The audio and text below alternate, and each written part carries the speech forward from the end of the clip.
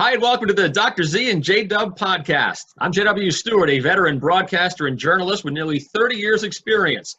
I've worked at ESPN and NBC, and now I teach at the University of New Haven. And I'm Sheahon Zenger, Director of Athletics at the University of New Haven, previously the same position at the University of Kansas and Illinois State University. Prior to that, I spent many years in athletic administration and just as many years coaching college football. Welcome to the Dr. Z and J-Dub podcast.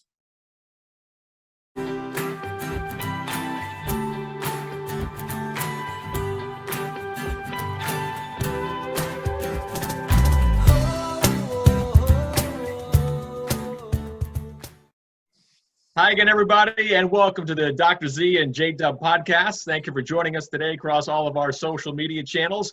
As always, our podcast is available on iTunes, Spotify, and Google Play.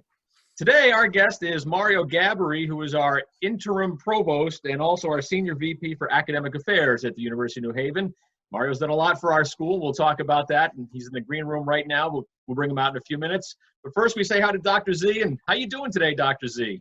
Doing well. It's been a beautiful week in West Haven, and a little rain this morning. It just cleared up, and got a picture from my oldest son who's heading back to Kansas City, and he's spent his last couple hours down on the beach eating Provenzanos and just sent the family a picture. So, again, I know I talk about it every week, but you just can't get enough of either the food or the beach here in West Haven.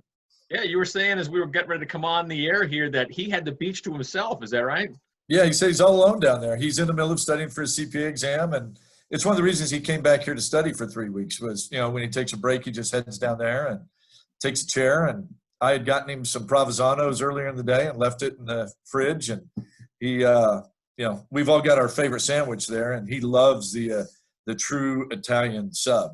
And I mixed it up for him today, though. I got half hot and half sweet. So for those who know what that's all about, he was just enjoying the heck out of that. Yep. That's a good memory to take back with him as he gets ready to head back to Kansas City. That's for sure. That's right. That's right. We are recording this podcast on September 10th. It's a Thursday, and I say that because the NFL season, the 2020 season, kicks off tonight. And, of course, as we've learned on this podcast, Dr. Z is a huge Chiefs fan, has been for a long time. And the Chiefs kick off the season tonight. They're at home as the Super Bowl champs. They'll raise the banner. They host the Houston Texans tonight. Dr. Z, how excited are you for tonight? I've spent my life as an athlete or a coach or an AD, and so I view myself as kind of tempering emotion about certain sporting events. But, J-Dub, I can tell you where I was the first time the Chiefs won a Super Bowl. I was being told to get out of the way of the TV by my dad and brother and friends, a black and white TV, and 50 years later, I was down here in West Haven with the McGees, who everyone's met on this show, and John and some other Chiefs fans. The McGees spent time in Kansas City, and to be there, that was so memorable. In part too, because it was really the last memorable sporting event before everyone was sent home in the world for the pandemic, and so to be able to watch the Chiefs win that championship, hoist the banner tonight, and see them play again. We all thought back in March, heck, we'll be playing again in a couple of weeks. That hadn't been the case. So for them to be playing again, of all the athletic events that have kind of gone on, whether it be NBA, Major League Baseball, NHL, whatever this summer, this one for me signals really a rebirth and a fact that I do think we've got our shoulder pads down as a country, and we're going to make it through this thing. It's a great use of a metaphor. I would agree with you 100%. I think it's been strange, especially with Labor Day weekend having just come and gone, that we didn't have a lot of college football. There were a few games here and there. A lot of conferences, as we know, just are not playing. But I agree with you. I think the fact that the NFL is back, and hopefully, again, fingers crossed, that they can put their shoulder pads down too and make it through the season, because the Chiefs will actually have fans in the stands tonight, which is something we have not seen really for almost any sporting event, certainly not a major sporting event. Yeah, and we need them to do well. We need our brothers and sisters in the world of the Power Five that are choosing to play to have success. We need the NFL to have success, because if they can do it, that paves the way for us this spring and going forward. I don't know. There's just something about this for me that shows our resilience. And I'm a very non-political guy, very middle of the road, neutral. So I really don't care which party's doing what. I just want to play football. And we can't do that where we're at right now. We have some things that don't allow for that in terms of resources, et cetera, in our niche right now. But we're going to do everything we can. And with the help of President Kaplan, the Chargers need to know no one pushed harder for the ability to play than him and for the ability to play this spring. And I'm not just talking about football. I'm talking about all our fall sports and our winter sports and our spring sports. And so we keep committing to that. We keep pushing for that. And somehow this game for me is a symbol of all of that. And just heck, I've great memories with the Chiefs growing up. And I went through a long time, folks, of the Chiefs not having winning seasons. So this is not a bandwagon experience whatsoever. This is, it's back to the Len Dawsons and Jan Stenerud and those kind of guys that Willie Lanier and Gary Spaney, who's a good personal friend. These are names most folks around here probably don't recognize. But, to top that off for the Patriot fans, I'm also I've always liked the Patriots. I know that doesn't sound right, but I have. And huge Tom Brady fan, and we'll be cheering for the Bucs because of that this fall as well. It's going to be a strange weekend for me and Patriots fans like myself. I'm excited to have football back, but we've seen Brady, we've seen pictures of Brady, and we've seen video of him practicing. Obviously, there's no preseason this year, but to see him suit up in a Bucs uniform on Sunday against the Saints, I think that's when it finally. It's 99% soaked in. That'll be 100% soaked in, where it's like, wow, that's bizarre. He's gone and he's on to the final chapters of his life or his playing career with the Bucs. That's for sure. He'll play 2 seasons. That's what the contract is. Maybe he gets a third in there, but who knows? But for Patriots fans, I think it's going to be bizarre. I'll tune in, and I'm sure I'll be torn, Dr. Z. To be honest with you, I'm grateful. That Brady did everything he did for us. I know when we bring Mario out, Mario has become a Patriots fan because of his wife and that side of her family. So, we appreciate what Brady did for us, the 6 Super Bowls, and I wish him well. I know there's some Patriots fans that are like, well, you traitor and this and that. I don't look at it that way. I look at it as, look, you're allowed to go and do what you want in this country, and the Patriots and he could not come to an agreement. So I wish him well. I don't know if the Bucs will win a Super Bowl with him in the couple of years he's there, but I will root for him. Just as you just said, I will root for him as well coming up on Sunday, even though it'll be really weird to see him in that uniform. At the same time, and I say this being a Chiefs fan, not a diehard Patriots fan, but I appreciate football. So I think Bill Belichick's one of the greatest coaches who's ever, walked the sidelines. And so I'm interested to watch him. My oldest son and I were talking last night, to watch him in action this fall with Cam Newton as his quarterback and watching what he does there. That'll be really fascinating. So I'm watching both, cheering for both, Yep. I agree. Oh, I've not had a chance to ask you this. I wanted to ask you this before we bring Mario out, but you've spent so much time playing football. You coached at the college level. Are you more of a college football fan or a pro football fan? No, I'm a college football guy. I'm a college, always have been. I enjoy the NFL. I enjoy pro sports, but all my focus is on college. And if push came to shove, I would go from college to high school. And I've done that several times in my life. I love the spontaneity of what young people do on the field. And I'm an educator at heart. So when you get to the pro level, it's pure entertainment. And for me, it's, to me, football and sports at the college level are a celebration of the college culture of that institution. It's the pageantry of the college. It's kind of back to the knights in shining armor with the flags and the tents and the color and the band. That's what college game day, the hot dogs and the band and every once in a while the waft of the cigarette smoke. I'm not a smoker. It just makes game day what it is. I can wax pretty sentimental quickly on that. So it's all college for me, J-Dub. I've not been to Arrowhead Stadium, Dr. Z, but I'm told that's the closest in the NFL that we have to a college football atmosphere. Is that true? You took towards it absolutely in every way, except for the band. And sometimes they bring in college bands. And so the tailgating, the lines, It's a special place. I would say, just from my own experience, before, if people are huge sports fans, you got to go to a Notre Dame football game, a Chiefs game, a Blackhawks hockey game in Chicago. It's crazy in there. A Kansas basketball game in Allen Fieldhouse, or a Duke basketball game in whatever that arena is called. I say that tongue in cheek. Certain place you got Wrigley Field, Fenway Park. Mario, I'm going to throw this at Yankee Stadium. They're just certain places you got to go, and those are the ones on my checklist.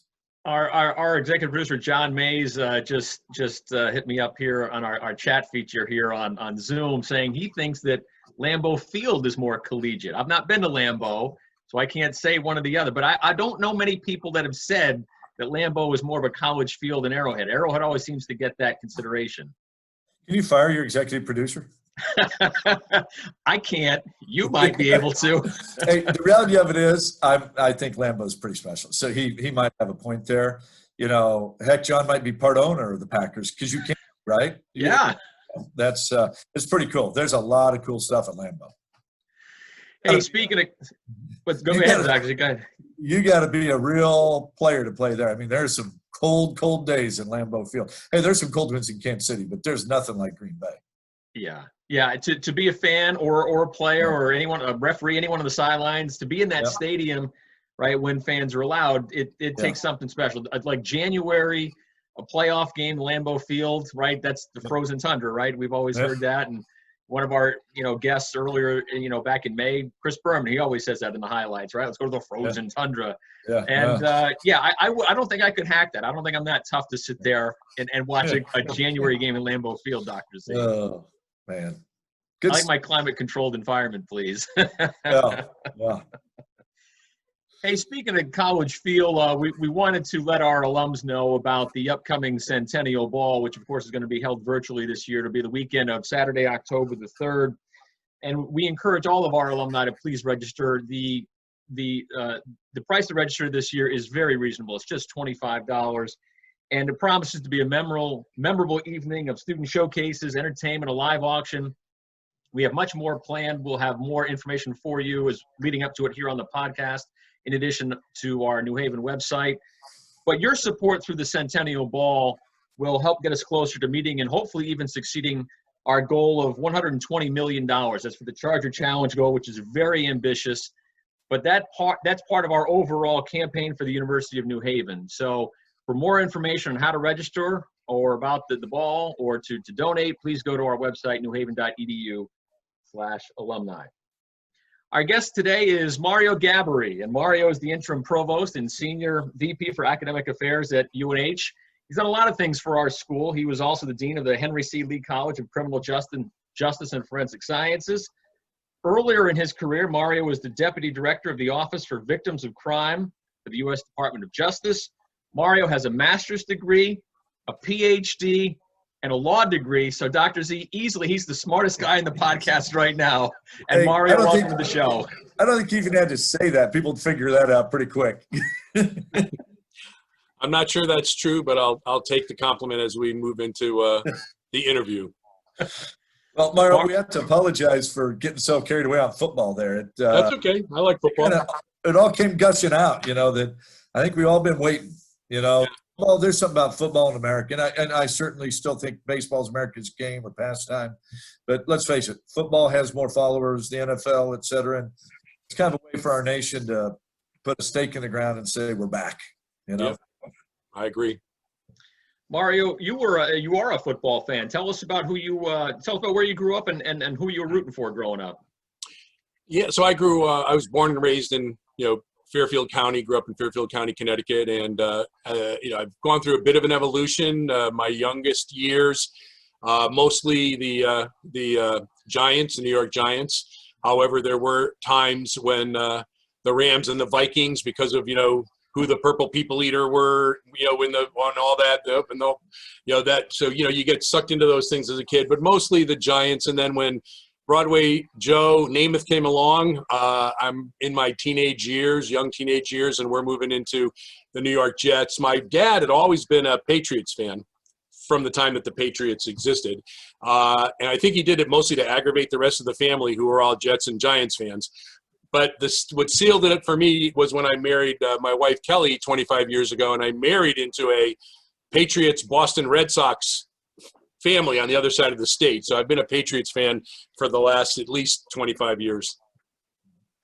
You know, Mario, because of who our listeners or viewers are, in my past, I spent an awful lot of time with a man named John Hadel, who was the NFL, the quarterback for the Chargers for years.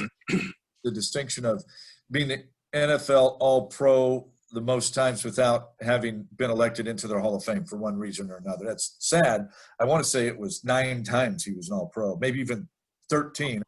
But one of his best friends was Joe Namath. Mm-hmm. So I got to hear story after story about these were the 2 best quarterbacks in the league at that time. And they would go out the night before a game, kind of back like the old Babe Ruth stories and stuff that you always just wondered about. And the game's changed and evolved. Back then, you were just so gifted and skilled that, like the Babe Ruths of the world, you just show up and play and just get forth. He had to go to bed on time and, dot every I and cross every T just to be able to get on the field. Yep. Mario, you met Fran Tarkenton at one point too? Well, I met Fran Tarkenton and Joe Namath. So Fran Tarkenton was when I was a kid growing up in Fairfield. One summer, and I don't know what the deal was, I was probably 10 years old, the Giants were practicing during the summer at Fairfield University. They were using the Fairfield University facilities. And so my buddies and I, all went up there and watched them practice, and in fact had a whole bunch of autographs, which I'm not sure where they are, but got to meet those folks and all. And then much later, actually, when I was at the Justice Department, I was at a big ball for a particular child abuse, focused program. And Joe Namath was one of the speakers there. So I got to meet him and actually take a picture with him later on. So I met my 2 of my childhood favorite quarterbacks at either ends of my lifetime. Wow. Very cool. Hey, Mario, for our audience who may not know about your title, what is a provost and what does a provost do? So the provost is the academic vice president. So we have a vice president over finances. We have a vice president over enrollment and human resources and the different areas that you might expect. You talked about the Charger, the ball, scholarship ball. That's the run by the vice president for advancement and development. And so the main focus of a university, of course, other than athletics, which is the number one thing that we do, the main focus of a university is academics. So I'm the academic vice president for the university. What's interesting about the word provost, which I'm not sure exactly how this developed, but if you go back into the history of it, the word actually means jailer or sheriff. And in fact, if you've ever seen Les Miserables, Javert, the dark character who's the guy is chasing Jean Valjean through the whole play, he's actually the provost. So I don't know what the deal is, but I am essentially the jailer or the sheriff for the university, but it is more technically the vice president for academic affairs. Classic. Nothing wrong with being the sheriff, right? Nothing wrong with that at all. Hey, Mario, certainly the biggest topic, and Dr. Z and I have talked about it quite a bit, obviously since March, is, how are we doing with regard to the coronavirus and reopening campus? This is our 3rd week now of classes. How are things going on campus? I think things are going really quite well. We always are a little cautious not to jinx ourselves because there's so much uncertainty, and we're really, charting new waters every single day. But I know that President Kaplan and myself and, all of the administration and all of the faculty and staff are so proud of what our students have been doing. I can tell you that the level of compliance has been outstanding. As of today, checking the dashboard, we still have 0 cases on the campus, and there are no cases at all, active cases with our commuters as well. And we are, I think, a standout institution, not only in the performance, that outcome that we have right now, but the process and what the students and the staff and everyone are doing to keep us complying with the rules. If anybody was in my office, I don't know what I did with my mask. If anybody had walks through those doors, my mask is going to go on, and we're following the rules, and we couldn't be prouder, in particular, of our students. I mean, every day you wake up and there's another handful or more of universities that are closing, going fully online, sending their students home, and we are absolutely dedicated to not having that happen here, unless the government tells us it has to happen. So that part of it, the health and safety part, really astounding. The other part of it is, we've obviously had to adapt to the circumstances. We have some fully on ground classes. We've got a large number of hybrid classes, and we've got a significant number of fully online classes. And that transition has taken a lot of effort on the part of staff. It's been a terrific focus of our faculty for the entire summer. Many of you know, especially if you're a student, we have moved over from the Blackboard system to the Canvas system, which I'm getting a lot of really good reports from students that they really like the system. But it was a learning process for everyone. So other than a few hitches and glitches here and there, and whether there was a whiteboard in a room or not, or whether the computer turned on the right way, but we worked a lot of those bugs out over the first couple of weeks here, and I think we're in really, really good shape. So on the two most important things, number one, health and safety for everyone on this campus community, A+. And I think we're right in the A range on how we transferred everything over into the new online world of our Canvas system. And so once again, I want to thank everybody who might have been involved in that, students, staff, and others, for really being major contributors to where we are right now.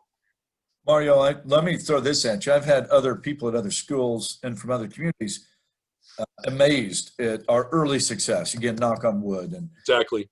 And I'm playing right into your hand here because of the school you come from, the college you come from, the place where you were a faculty member and the dean. There's something about the students who come to UNH, and we talk about on this show a lot, the overachievers, the first generationers, the second chancers. There's just something about the grit of these young people and our faculty and staff that collectively, I feel like very disciplined. There may be some other young people, and I'm hearing from our own student athletes, it's, you walk across this campus and it's masks are on, socially distanced, they're just doing the right things. Yeah, as I said, great. Really proud of them. But don't you think it has something to do with the type of young person that comes here? So absolutely. This is my 26th year at the University of New Haven. I started 25 years ago as a faculty member, became the chair of the Criminal Justice Department, dean of the college, and then President Kaplan last year asked me to step in as interim provost for a period of time. So I've been here for a quarter of a century, more than a quarter of a century, as we go into our 100th anniversary.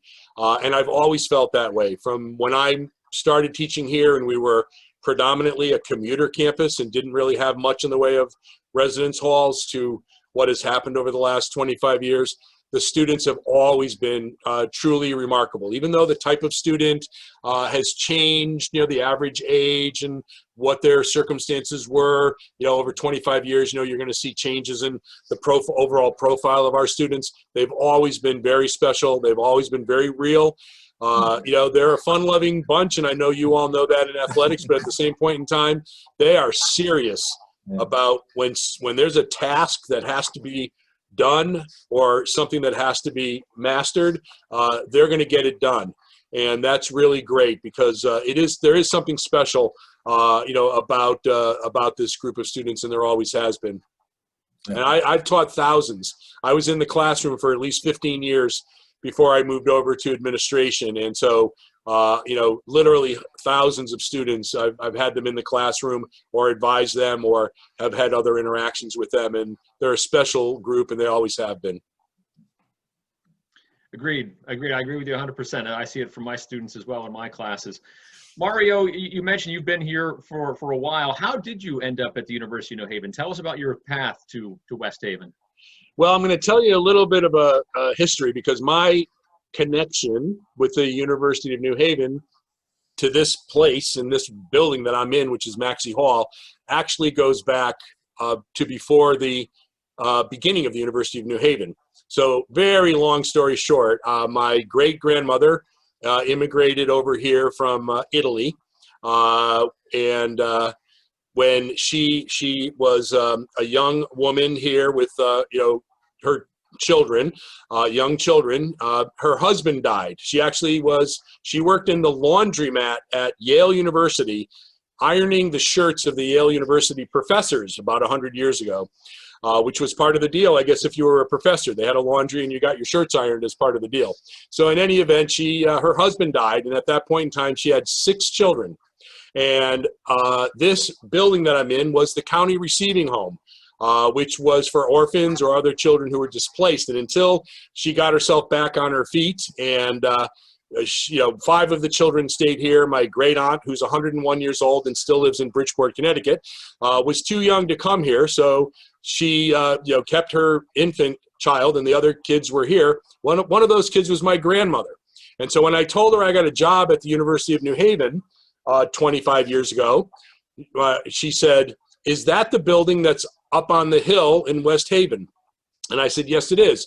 And that was the first time she told me the story about how she and her siblings lived here in the county receiving home in between my grandmother's first and second of 3 husbands. She was a tough lady, buried three husbands. But the point is, in between husband number 1 and number 2, the kids lived here, including my grandmother. So this hallway that I walked down could have been walked down by my grandmother, during this would have been probably the late 20s or something like that. So it's an interesting place to be here, and I think about that. So I came here because I'm from Connecticut. I'd gone down to Washington, D.C., got my law degree from Georgetown, got a job working for the Department of Justice at that point in time. But I wanted to come back to Connecticut, and I did, and I came back. I practiced law, and I got a call out of the blue from the dean of the original school that became the College of Criminal Justice. This dean had been hired the year before to build up what is now the Henry Lee College. And coincidentally, we had a mutual friend who was an appellate court judge out in California, which is where that dean had come from. And he called me up out of the blue, and he said, "I'm told by Justice Nicholson that I need to know you, and you need to come and teach for me at the University of New Haven." And so I did. And so it was a happenstance phone call from someone who I didn't know. And I wasn't even, to be honest with you, I wasn't even sure there was a University of New Haven, to be honest with you, at that time. I'd never heard of it 25 years ago. I was a UConn undergrad. So that's how I ended up here. And it's been absolutely terrific. I decided that academia was what I wanted to do, other than government service or law practice, which were the 2 other main things that I had done. And it's been an enjoyable quarter of a century. Mario, that's kind of a showstopper. I don't know that we're ever going to hear a story like that on this show. I mean, it's something. It's really something. I'm reminded of it every day. That's wow. I don't even have words for that one. That's This might be a story that could potentially top that. Before we came on the air, Mario was chatting with us about his family history. Yeah. Mario, please tell us about you obviously you have a unique connection to UNH, as you just told us that story. Please tell us your family's unique history to Canada. So you heard about my mother's side of the family, which is the immigration from Italy around the turn of the last century, not the recent one. And prior to that, the Gaboury family, which is the French-Canadian name from my father's side, they had moved down from Canada into Rhode Island and then ultimately in Connecticut. So as we started looking at our family history, and we went back to the 16 and 1700s, where the early Gaboury family moved from France to Canada, my ancestors basically settled, or were part of the settling of Manitoba, Canada. My I'm losing track of some of the great-greats, but my grandmother was Marie Anne Gaboury, and one of her children was Louis Rial, and I'm told that Louis Rial is actually they have like Louis Rial Day in Manitoba. He's some kind of a big name up there, and part of the history was he was basically advocating for the indigenous Indian people of Canada at a time when the government was not doing the right thing up there, and the Canadian government actually hung my ancestor for treason, for basically having sponsored insurrection by the indigenous people against Canada. So subsequently, the government of Canada exonerated him. It was a little too late to do anything about the execution, of course, but his name was cleared, and they basically apologized for the wrongdoing, both against him as well as against the indigenous peoples of Canada. So I'm told that if you go up to that part of Canada, Gaboury is like half the phone book. So I'll have to get my family up there for a trip someday, because I've been to Canada a few times, but never to Manitoba. Wow. Yeah, that one may top the.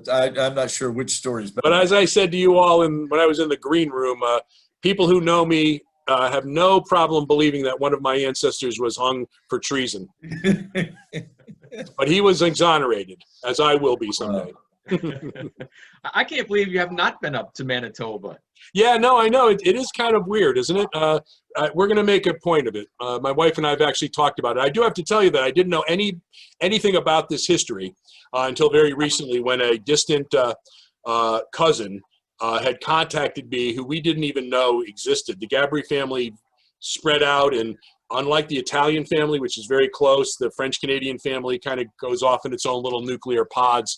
But he contacted me because he was trying to put back together some of the history, write a book about the family, get old family pictures and like that. And he was more than an amateur genealogist. He actually retired from his job in the computer industry and became a genealogist. And so now he's got this, I've got a ring binder of the entire history of the Gaboury family, which is where I get this information from.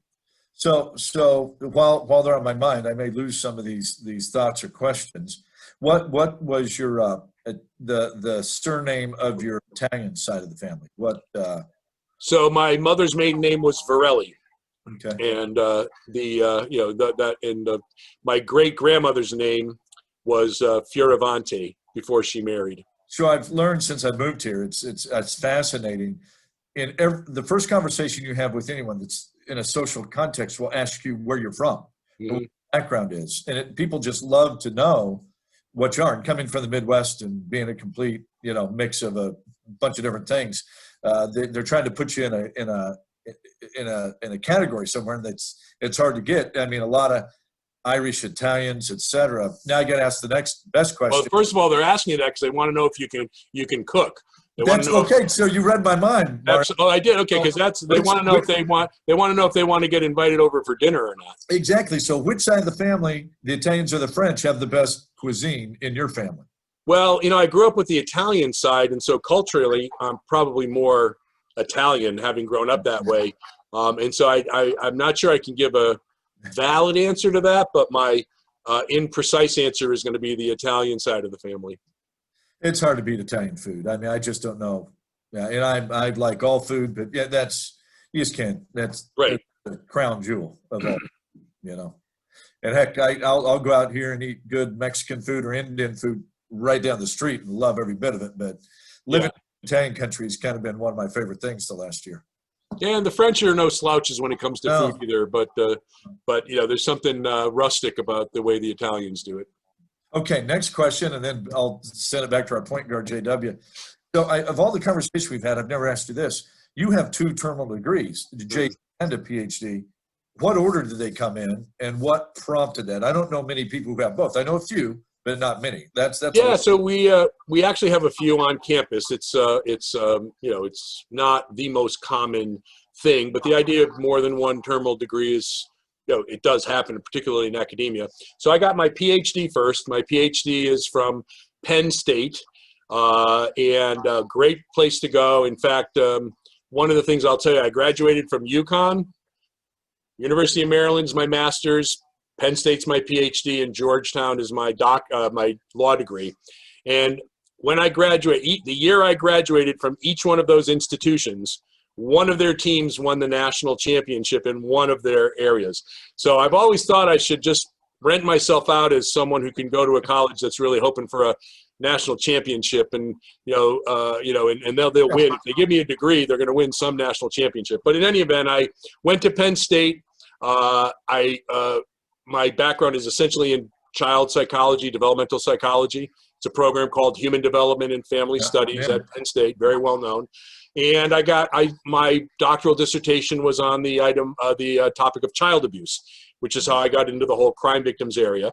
And after I had gotten close to the end of the PhD, I decided I was very interested in the legal policy side, as opposed to just either the clinical side or the research side. And I decided that I wanted to get the law degree. And so I applied around and got into Georgetown, and I like DC, and it was a nice opportunity. So there's a lot of details I don't have to give you, but I will tell you, when I was at UConn, this is how different the world was. I graduated in 1978, so probably in 1977 or so, we had to take the GREs to get into graduate school, and still the LSATs to go into law school. And so I took both of them, but the stories were very different. So I actually prepared for the GREs, and I did okay. Got into graduate school, did okay. The LSAT was a little bit different, and it'll shock people who want to do these kinds of tests now. But my roommate and I were, my roommate was scheduled to take them. We got up that morning, and he goes, "Why don't you come and take the LSATs with me?" And you could register on site. Those were the days you could just show up and register on site. So I said, what the heck, So I went and I took the LSAT. Well, let me tell all the students out there that taking preparatory measures before a standardized test is a really good idea, because I completely bombed the LSAT the first time I took it, did well in the GREs, and I thought, okay, graduate school is my route, not law school. So I had contemplated law school somewhat, even in the earlier days. And then I was smart enough when I was in the PhD program to take a prep course, and did better. But I took them in that order because my thoughts about what kind of an impact I wanted to have evolved. And I ended up working for the Justice Department for a number of years, and did some other things down in DC related to this, where advocating for crime victims' rights, and in fact at the Justice Department helped establish the federal crime victim witness programs and things like that people know about now, but were very, very much in their beginning stages back in that. This is the early and mid 1980s. Wow, that long path. I'm sure. I know it always looks so. You all know this. It always looks like so well thought out when you're looking back from here to there. But No. If you had asked me in 1978 if I thought I'd be a provost of a university, or asked any of my professors if they thought I would be a professor, they would have said no. And I would have said no too. So it is interesting, that retrospective look at things. Mario, I think J-Dub and I've talked about this, and I certainly talk about it when I speak to young people all the time. Sounds like you do too. Sometimes they get overwhelmed when someone tells their life story, and they go home and think, oh, well, he or she has all the answers he got from point A to point Z. No, it's a zigzag. It's not a straight line. Absolutely. Life works. And there's you prepare, you take opportunity, but there's some fate and luck and absolutely guidance in there that there's no straight lines. No. In fact, growing up, my grandparents had a cottage on Fairfield Beach Road, and we spent a lot of summers there, and I learned how to sail. And the first thing you learn about sailing is, tacking. That most of the time you don't have a wind behind you that's helping you out. Most of the time, where you want to get to, you're fighting headwinds. And the whole idea is to tack, as you talk about that zigzag to get there. It's a very important concept to get, especially as a young person, that there are very few straight lines in life, and that there's going to be a lot of zigzagging, adapting, coping, dealing with it, dusting yourself off, wipe a little dirt in it, walk it off. And then, you get that in sports, you get that in academia, you get that in life. It's all about resilience and, and moving to the next thing. I wish I could remember some of the great quotes that I've heard over the years, but one of them, and I can't remember exactly who it was, but it was something along the lines of success is learning how to go from failure to failure to failure without losing your enthusiasm. And then ultimately you're going to reach success, and that's what a lot of this is. That's wow. Said, Rob, we need that on tape for your career development folks this week. I'm sure you can use that Rob in the green room that nobody can see. This is awesome advice for our students. This is along the lines of Dr. Z, what your dad said, right? Life's not a straight. Oh, yeah. What's his favorite quote? Well, he had a bunch, but his was like, your life's a rat. You're a rat in a maze. That you bump your head on the wall, and you turn, go the other direction, bump your head on the wall. You keep doing it, so eventually, fall out the other side, and it whatever your success point is. Yep. You also try to pick up a piece of cheese along the way if you can. Yeah, exactly. Exactly. Yeah. Life is certainly not a straight line, and for us as individuals, I would imagine for our university, it's been the same way, right? I mean, we've grown a lot in 100 years. Mario, you're also our chief strategy officer. So we know what the last 100 years look like. They've not been a straight line. What do the next 5 or 10 or 15 or 20 years look like? Is that a straight line, or is that going to be zigzagging and tacking? I mean, I think it's inevitable that the same dynamic and the same vectors that are going to move us, from one direction to another, and then you try to, stabilize and move back. The idea about the strategic planning is to, be as intentional as possible, minimize the fits and the starts, anticipate the disruptions, which we can anticipate and sort of be prepared for them. But there's nothing that you can do that will say, I mean, if we were doing this last fall, would any of you have said, hey, listen, let's get ready for that pandemic that's going to come in March, and you're all going to be off campus for probably a year. What do you think? It wasn't even on our radar screen. And so we have no idea what to anticipate. But the pandemic and these great earth-shattering things are few and far between. But you can kind of peek around the corner. You take a look at the trends, the mega trends and the other trends that are out there. What's coming, and you try to anticipate that. So while I want to make sure that we're on as straight a path as we can, we're going to adapt to circumstances. We all know, and this President Kaplan on down through all of us who've had these conversations, higher education is never going to be the same. It should have been evolving anyway, and we were evolving. We were already trying to stay ahead of the curve in a lot of different ways. But I think what the pandemic has done, and this is what a lot of disruption does, if you manage it the right way, is it gets you to hit that reset button. It gets you to think about things in a different way. It gets you to open up your mind to possibilities that you wouldn't even have thought about before. And so we'll always be the University of New Haven. I know President Kaplan feels this strongly, and so do I. We will always have a residential campus. We're going to be back on all the sports fields. I'm looking forward to the Charger Classic golf tournament last year. I was real upset that we didn't have the golf tournament. Can't tell you how many of those golf tournaments I've done to raise money for athletics. It's a terrific event. We're going to get back. Football starting tonight. I mean, we're going to get back and have that.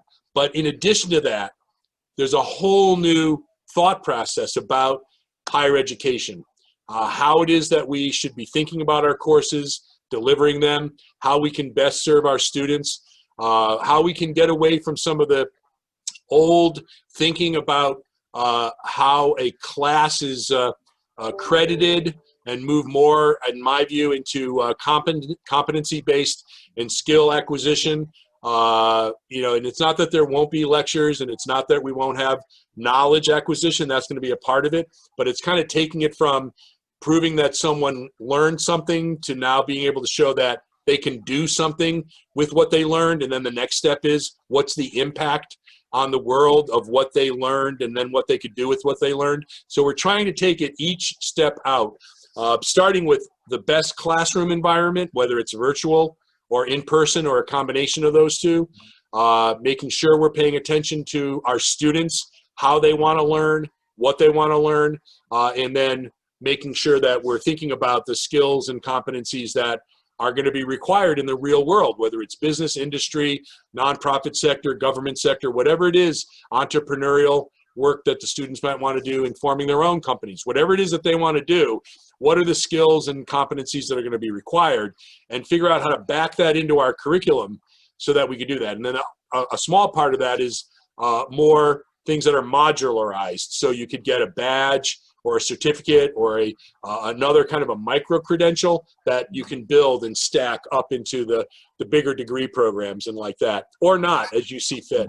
So it's a real sea change for higher education, what's going on now, and we want to stay ahead of it. We want it to be a sea change that we kind of ride the crest to where things are going to be and not have it be a tsunami that I think is going to actually overtake others in higher education who are not taking it as seriously as we are, frankly.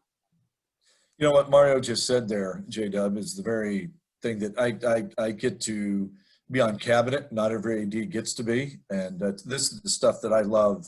You know, sometimes in cabinet, there's a room for me to speak to an issue or not. But regardless, I love being a part of these conversations. And I think it's important in my role to be a part of these conversations so I can know the direction the institution's going, and we as an athletic department can morph that way. But just individually, I grew up around this, and Mario is dead on. I do believe the University of New Haven's ahead of the curve because of him and President Kaplan and the forward kind of thinking. And Mario and I have had these conversations as well. He has a daughter that's in college. I have, children in college. And the very thing he's talking about, my daughter asks about. If she's getting 2 majors, she wants a minor, she wants these modular certifications, one in a foreign language that she's fluent in, but it just didn't line up the right way at the school she goes to. And like, Abby, don't worry about it. I don't have to pay money for you to, but if the school would provide these, she would be checking them off right and left, Right. Yeah, we're going to be rolling out some really cool initiatives. I believe that you might have, some alums who tune into this broadcast, whatever this is. I'm not even sure technically what I'm doing. I think it's a podcast. But the point is, we don't even know what we're doing, Mario. So don't worry about it. You're on Good Morning America. Did you not know that? Yeah. I have my Einstein quote over there. If we knew what we were doing, we wouldn't call it research, was one of his famous sayings. But in any event, we're going to be reaching out to our alums. So these things will not only be available as we roll them out to our current students, and right now you might know that we went from almost 0 to 90 different articulated dual degree programs where you go from a bachelor's into a master's program. And we have 90 students this year, the first year we've rolled them out in an intentional way, 90 dual degree programs, 207 students that are registered in one of the dual degree programs, which is another way of compressing into a smaller period of time the knowledge, competency, and skill acquisition and degree acquisition. And so we're going to be rolling these out not only for our current students, but we're going to be looking for our alums, maybe students that did not finish their degrees, and look at ways in which we might be able to develop degree completion programs. And that would be potentially online, I would say, for people they've got jobs and families, and it's not as convenient for them to come back to the main campus. So we're going to be looking at an amazing array of alternatives for all of our community who, past, present, future, to get engaged with the different things that we're going to be able to do moving forward. Wow. That's a lot of good stuff. That's exciting, Mario. And that's stuff that, I sit in a lot of these meetings with you, and the way you just summarized it and synthesized it was really good for me to even understand better. But those students who are listening, alumni, I hope they take full advantage of it. Yep, absolutely. Mario, I know we're running out of time here. We appreciate you being with us. Final thoughts for our audience. Any parting words of wisdom for our students, our student athletes, prospective students, and parents and alumni? So, I'm not sure I've got a lot of wisdom. I'm going to keep it real basic. We are going to get through this thing. Hang in there. Just focus on keeping yourselves and the people around you healthy. If you're here at the university, as a student, focus on your education. If you're having any issues, do not hesitate to reach out. You have your faculty members, you have your advisors, you have the chair of your department or the dean of your college. You can contact me directly. You have the Student Success Center and the different advising groups that we have. We're all a bit disoriented about what's going on. So if you're one of our, I want to speak mostly to the students right now. If you're one of our students, if you're feeling like things are not the way they should be, you are 100% right. We're making them as close to the way they should be as possible, and we're all going to have these little hiccups and steps along the way that are not going to be quite right. Reach out to a trusted member of the staff. Athletic staff could put you in touch with somebody in academics and vice versa, but just hang in there.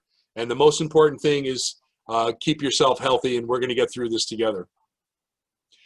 That's my wisdom. I think that's great wisdom for all of us. That's Mario Gaboury, our interim provost and our senior VP of academic affairs here at the University of New Haven. Mario, thanks for joining us here on the Dr. Z and J Dub podcast. You're welcome. This has been a lot of fun. Yeah, good stuff. Thank you, Mario. Right, you got it. Bye-bye now. See ya. As we say goodbye to Mario, I want to let all of our alums know that the Centennial Ball coming up a little less than a month from now, first weekend of October, Saturday, October the 3rd. We want to encourage all of our alumni to register. Cost very reasonable this year, just $25 per person. It promises to be a memorable evening of student showcases, entertainment, and a live auction. More details to be released soon here on the podcast and on our website. Your support through the Centennial Ball will help us get closer to meeting and hopefully even succeeding our ambitious $120 million Charger Challenge goal, which is part of the overall campaign for the University of New Haven. For more information or how to register for the Centennial Ball, please go to the website, newhaven.edu/alumni. Dr. Z, your thoughts on Mario? It's the first time I've had a chance to meet with him. You know him quite well for being here a little bit more than a year. Your thoughts on what he said today?